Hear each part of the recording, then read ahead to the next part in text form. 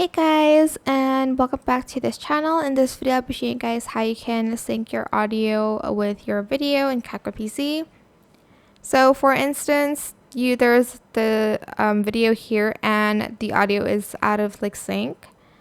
I don't think I have a video that's out of sync, so I can't really show you, but I'm just going to right click here and I'm just going to extract the audio first. Now for instance, the audio is supposed to be to the right a little bit, so you're just going to move it to the right and kind of adjust it with your video. For instance, this shot here is this audio right here, just for instance. So you're just going to move it there, then to return it to its original state, I'm just going to have to crop the beginning, place it back here, select everything, right click, create compound clip. And that's how you can kind of sync your audio again with your video. You will have to cut some pieces at the end as well. But yeah, I hope this tutorial was helpful for you guys. Don't forget to like, comment, share. Also subscribe to this channel if you haven't done that already.